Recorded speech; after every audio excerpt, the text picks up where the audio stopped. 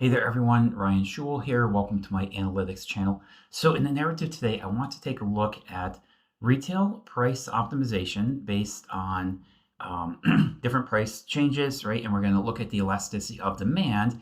If price goes down, does demand go up? Or is there not much of a change? And if price goes up, does demand go down? Or again, is there not much of a change? We're going to look at a few different scenarios and cannibalization modeling. Now that is a mouthful, guys. That's a mouthful. So I want to focus on a hypothetical scenario. This is going to be Starbucks. Okay, this is a little tiny, teeny tiny, itty bitty little company. Not sure if you've ever heard of it or not. You probably have though.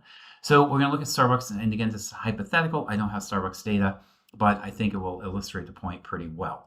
So I'm going to make some assumptions here, but they're all credible and highly realistic. And again, I don't have Starbucks data, and there's no way I would have that because I don't work for them. That's highly private and confidential, but we can go ahead and simulate data that should pretty closely represent Starbucks pricing, menu items, and we're going to go ahead and change prices up and down and see what kind of impact that has on demand. Okay, so I'm going to go ahead and run this first script in this first cell, Control Enter to run the code. Okay, and as always, I'm going to give you all this code. This is all the source code that I used for this project. I'm going to share it with you guys so you don't have to take notes. You don't have to try to memorize things, but try to learn it.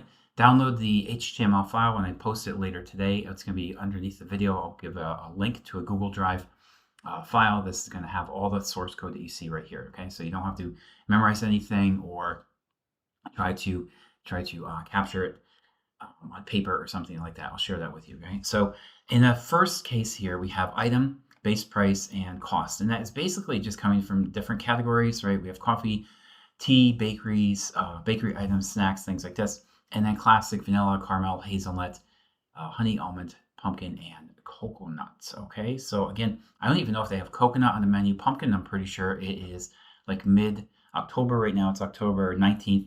So pumpkin is definitely on the menu. I think they have these items. Again, I think it's pretty close. Maybe one thing is off. Coconut, do they have it or not? I'm not sure, but it sounds plausible. So I'm going to go with this.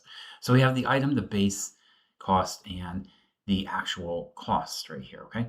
So let me run the next cell and go into the next step here. So this is a good start. Let's simulate 365 days of prices and demands and costs and revenues too, and then look at the profits over 50 Starbucks items, okay? And we're gonna see which items have more price elasticity and which have less. So I'm looking at the year, this is 2025, start date is gonna be January 1st, number of days is 365, so we're gonna go from January 1 until December, was it 31, 30? How many days?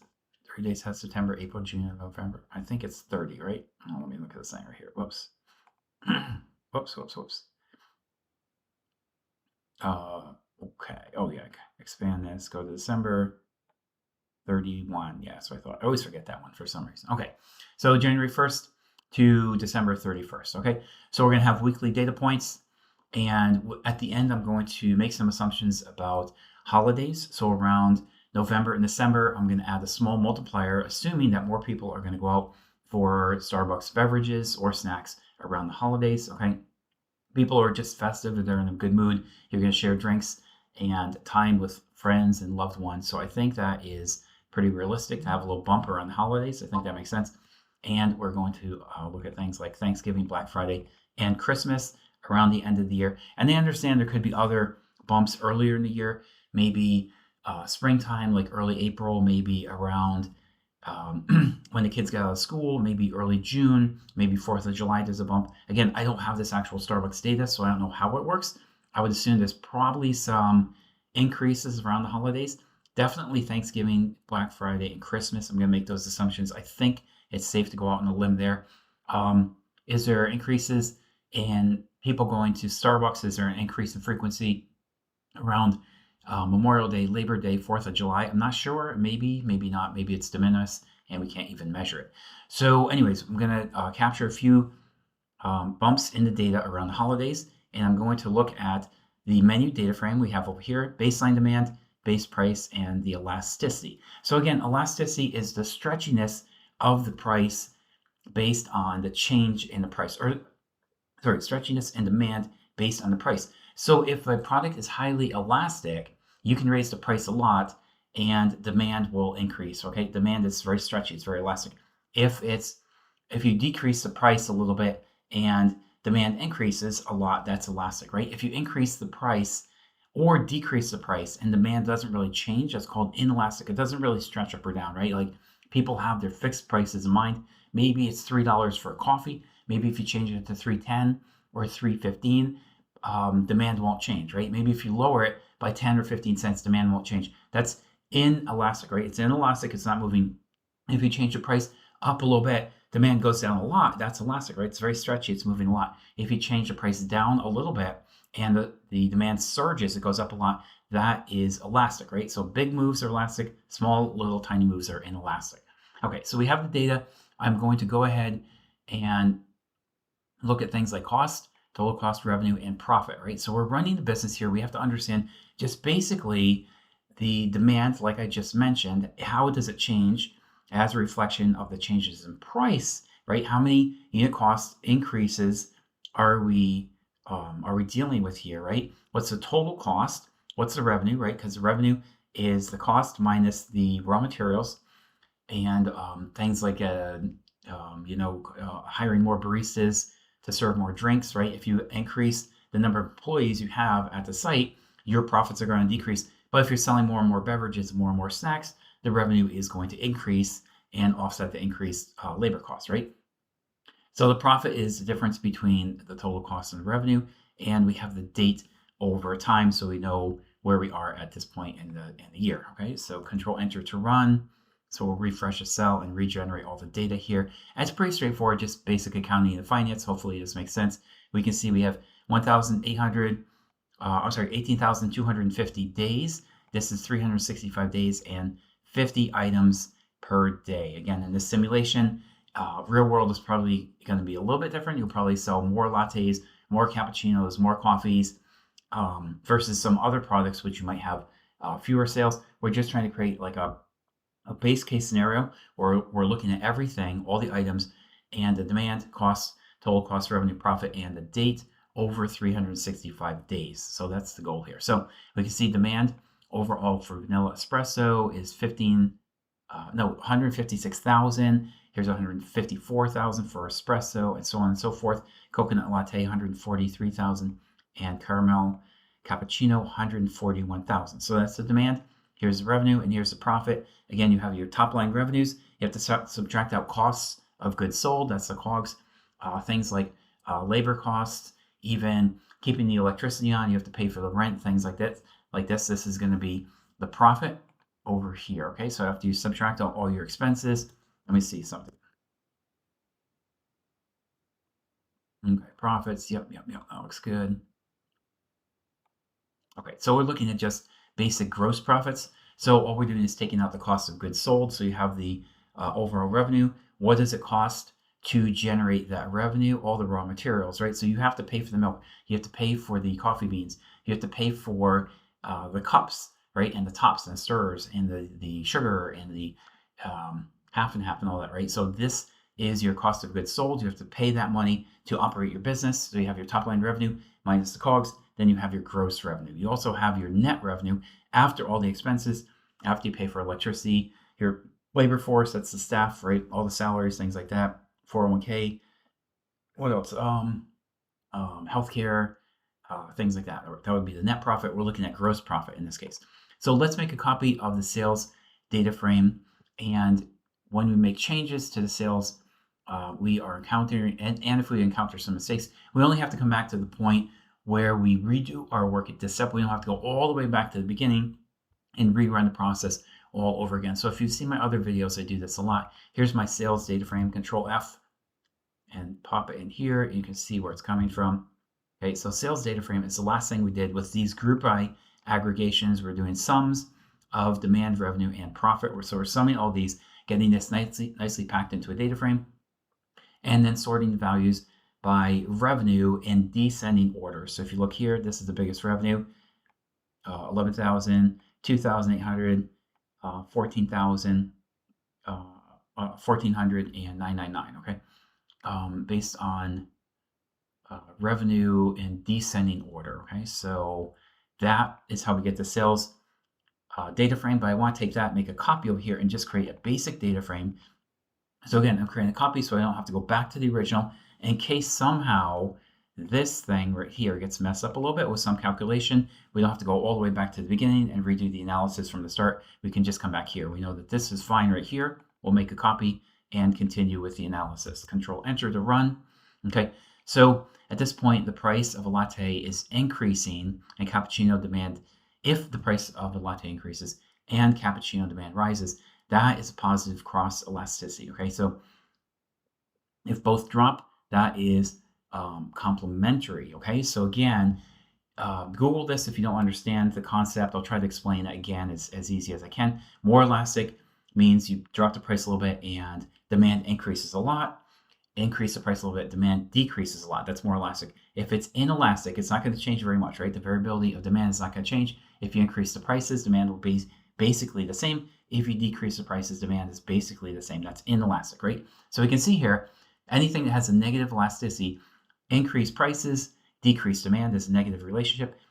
Decrease prices, increase demand. Okay, so you can see, is this positive or negative elasticity? Closer to zero means very inelastic. Beyond 1 is about normal elasticity. Beyond 1, like 1.4, this is more elastic. This is less elastic, right? This is about normal elasticity, not too much, basically inelastic. This is inelastic. This is more, a little bit more, a little bit more, and that's pretty elastic, right? So anything close to negative 1.0, basically inelastic. Lower is higher, higher elasticity, right? And if you have a higher negative elasticity, then again, there's negative relationship. Lower prices, demand surges. Increased prices, demand drops, right? So here we have values are negative as price increases and demand decreases, right? Any kind of inelastic relationship, demands don't drop as much when you raise prices. That's inelastic, right? And if it's elastic, revenue is unchanged for small price changes. But if it's elastic, demand is very sensitive to price changes. Again, small change in price down, huge increase in demand. Small change up, big drop in demand. Okay, so that is price and elastic, right? So let's build an optimization model at this point, because I want to try to understand how elastic are these items on the Starbucks menu based on the change in price. So we have the prices over here, elasticity, base demand, and then overall profit. And remember, that is sales minus COGS equals profit. You can also call that total revenue, total cost minus revenue is profits, right? Oh wait, I'm sorry. Here's the total cost.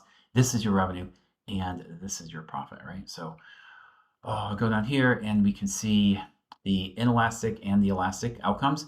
And from here, I'm using SciPy Optimize to try to minimize the impact on the change in prices, right? We want to see mathematically or statistically how elastic these different prices are. That's the goal, right? So we get to the base price and base demand, and then we're going to go ahead and change these slightly by changing the price, right? And we have a bound of 2.5 to 6.0. This is in terms of dollars. So the cheapest item on the Starbucks menu is assumed to be $2.5. The most expensive is 6.0. Now, I live in New York City. In New York City, they actually have the highest price of Starbucks coffees anywhere in the United States.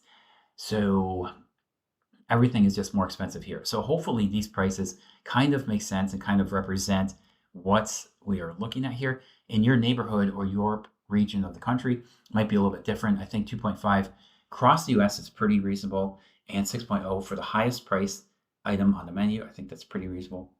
In New York City, it's probably going to go over 6.0, and it's probably not going to go as low as 2.5. Maybe 3 would be the lowest for a cup of coffee. I'm not sure. Trying to generalize across the entire United States, okay? So here we go. Classic latte, 6.0, that's $6. This is $6. Classic espresso is 6. Classic Americano is 6. Macchiato is 4.6. So you can see all the prices here. These are all 50. Coconut latte 6. This is 5.3, 6.6, 3.49. Okay, so this is actually a very useful diagnostic. Again, this is probably generalized to the entire United States. I'm not saying this is your local Starbucks prices in your local region, but probably representative of the overall pricing um, ranges for Starbucks, right? So the elasticities again are inelastic if it's near negative zero point 0.1. Pushing price up increases revenue with healthy margin. It also increases profit minus unit if we hit the cap, okay? So let's assume some pricing constraints to make this analysis more realistic. Cap the change at 10%, right? So if we increase prices more than 10%, that's probably going to be a pullback, and people aren't just going to continue to pay more and more and more. Probably there's going to be some boycotting of Starbucks items, right? People might say, I'm not going to Starbucks, it's just getting too expensive. That's a more realistic assumption, okay? So instead of just having open season on prices, you can do whatever you want. I'm going to say there's a limitation, 10% increase in prices. And again, this is all fungible and changeable. You can make this to whatever you want. I think 10% is realistic. Okay. After that, I feel like people are just going to walk. You're going to be walking them right out of the store if you increase prices more than 10%. That is my assumption. Um, so you can change that if you think it's 8, 9, 10%, that's fine. Maybe 12, maybe 15% people are walking out of the store. I'm not sure. I think 10% is a good basis. You can change it and you can go through iterations of this and see what the final outcome is and then try to gauge it based on that, okay? So here we have the cost dictionary, base price and base demand, and the percentage cap is 10%. Like I said, increase in 10% right there. And the minimum margin has to be 30%. So as Starbucks, I don't work for Starbucks, okay? But if I did, I'm going to say I want a minimum margin of 30%, or I'm not even going to operate the business there. I'll close the shop and go somewhere else after I have to pay my employees' salaries, the rent, healthcare, 401k, what else? All the raw materials, right? All the inputs for all the coffee, drinks, all the beans and the milk and the cups and the lids and all that. I still need to make 30% margin, or it's just not worth my time. I'm not going to get into the game. I'm not going to jump in here if I can't make at least 30% margin. I'm going, okay? So there's a cutoff. There's some bounds, okay? That's called a bound, an upper and a lower bound. We set some upper bounds right here.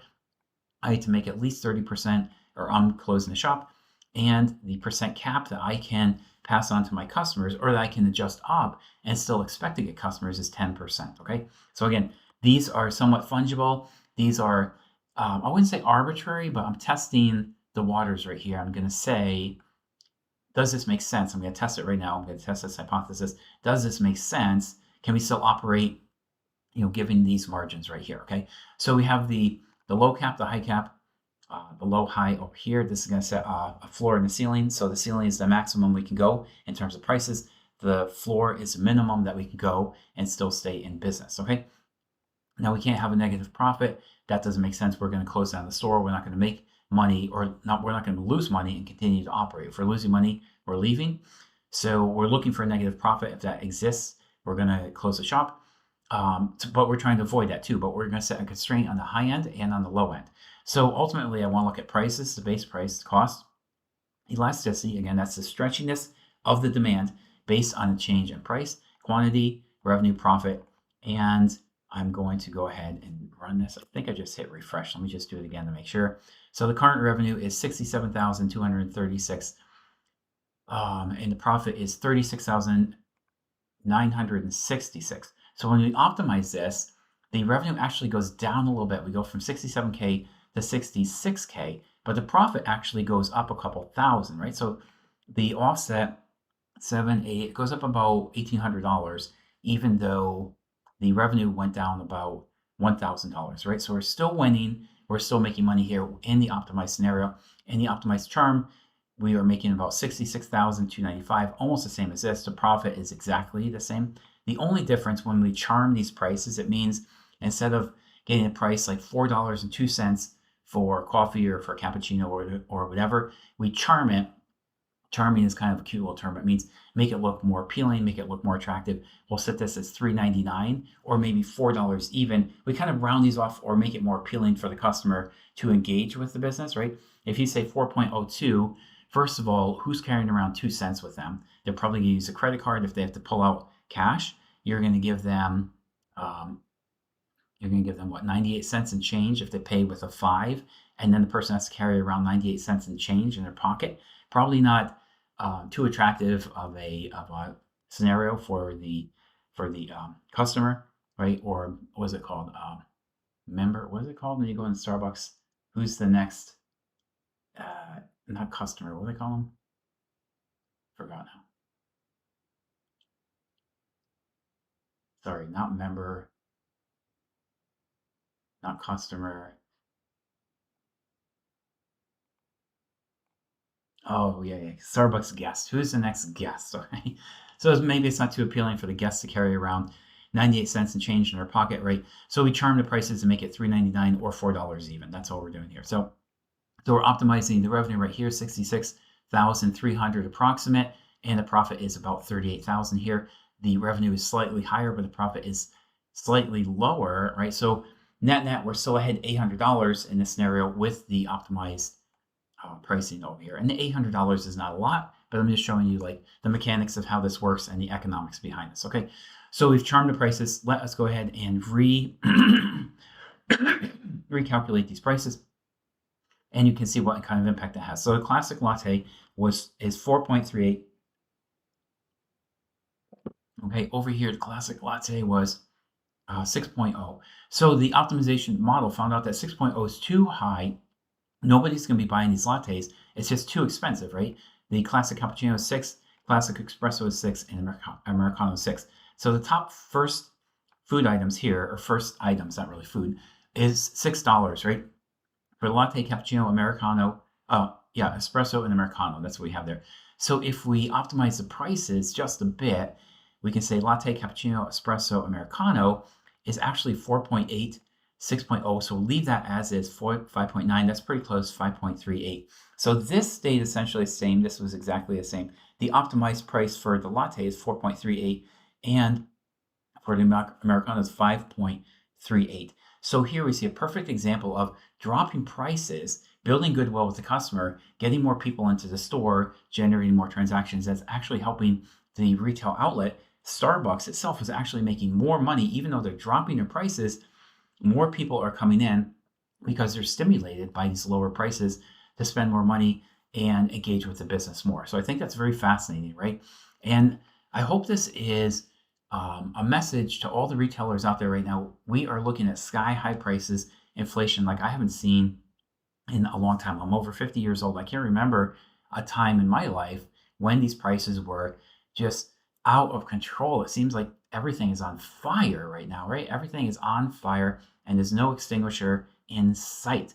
I would make the argument, if you reduce the prices, you will stimulate demand. That's what this whole price elasticity thing is about, right? You lower prices, you generate more demand. You'll actually make more money as a retailer, right? That is, the onus is on you as a retailer to drop these prices and make it more affordable and more attractive for customers to come through your door. And ultimately, they will spend more money. You're going to benefit from this drop in prices. Let's look at another example down here. We have coconut at the end. So latte, cappuccino, espresso, Americano, and macchiato, right? So we have 5.6, 3.9, 4.9. That's basically 5. That's almost 5, 4.9, 3.3. Let's see what these coconut beverages were above. So 5, 6, 3, 9, 4, 9, 4, 9, 3, 3, right?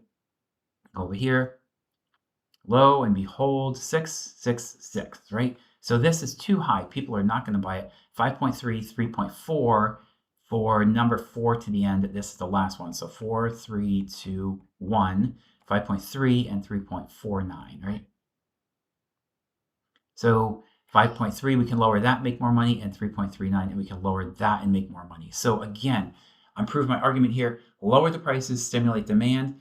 This demand is highly elastic, right? You're going to sell more stuff, generate more profit. As a retailer, you'll be better off. You're building rapport with your customers. You're building goodwill. More people are coming in. They're bringing their friends. They're spending more money. Ultimately, your profits are going to grow, and people feel better too because the prices are actually lower, right? If you raise your prices so much, like $10 for a cup of coffee, nobody's going to come in and buy that coffee. Maybe you'll sell 1 or 2 cups throughout the day. You're shooting yourself in the foot if you do that, right? The prices are too high. You're leaving a lot of money on the table. Lower the prices based on some kind of economic or optimization simulator like we created here, you're going to generate more demand, more revenue, more profit for your retail outlet than you know what to do with. Okay, it's not just raise prices and charge as much as you can. That's how you make money. You have to be intelligent about this. You have to be smart, right? And work with the customer. Do what's in the best interest of the customer, and they will reward you with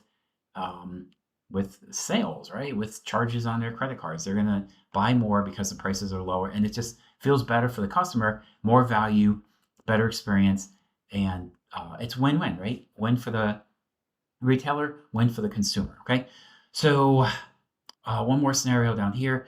The prices we were looking at price maximization, and there's a penalty or penalized profits minus don't move too far penalty. This is inelastic demand, right? Again, I said if the prices go up a little bit and demand doesn't change, or prices go down a little bit and demand doesn't change, that's inelastic. Prices go down low, demand jumps up, that's elastic. Prices go up a little tiny bit, demand drops, that's elastic. So let's look at a couple more scenarios. We're almost done here. We have the item price now, optimized price, the quantity now, optimized price, percent change, revenue now, and profit now, profit, optimize, and profit change. So go ahead and hit Control Enter to run this. So we can see current revenue, optimized revenue, slightly higher. Revenue change, -3.2. Actually, no, it went down a little bit in this scenario. Current profit, 3.6. Optimized profit, 3.8. And change in profit, 1.24. Oh, that's what we saw before, right? So 3.6, 3.8. That is exactly what we see over here. Oh, shoot. It's going out, right? So I have to change this and refresh the screen. Sometimes my computer has, I think, amnesia or Alzheimer's, one of these things, because it keeps forgetting what's going on over here. So if we go down here, so where was those numbers? Yeah, okay. Yeah, so that's what I'm looking at. So we go from 3.6 to 3.8. So the profit increases a little bit, 3.6K to 3.8K. That's exactly what we're seeing on here, 3.6K to 3.8K. So the profit increases $1,242. And you can see the breakdown for every single item. Price now, the optimized price, percentage change, quantity change, revenue, and profit change. Okay, so everything is broken out. You can see everything right there. I think that's a pretty nice view. Tells you everything you need to know. Every single item, all 50, optimized price, current price, and the change in revenue if you increase or decrease. Okay, so just a couple more things to get through here. We're looking at, again, the overall group of all these items, the item itself, the array, the item I, which is the row. We're going to iterate all through these items, right? And then the data frame price item itself. So we come up with this as the current price and the optimal price. Now I like these a lot. Let me change this just a little bit.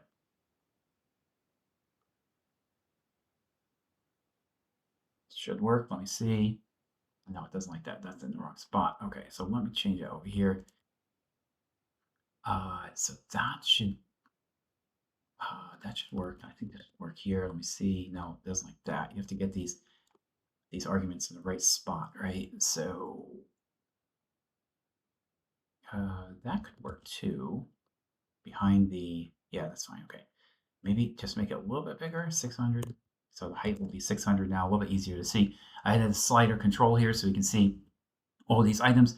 So this is a plotly chart. You can zoom in, you can zoom out, you see all the details. Double click to go back. The current price is here and the optimal price is in red. The current price is in blue and the optimal price is in red. So you can see in some of these cases, Starbucks, you can actually increase your price and demand won't change, right? You can make more money, but in some cases you have to reduce the optimal price to generate more profits, right? So this is going to look at everything holistically and comprehensively and see what those changes, those realistic changes are to continue to, to be a value add to the neighborhood coffee demographic, right? And actually make more money for the retail outlet and actually create more value, the appearance of more value or more appealing price point for all these items on the Starbucks menu. So Control Enter.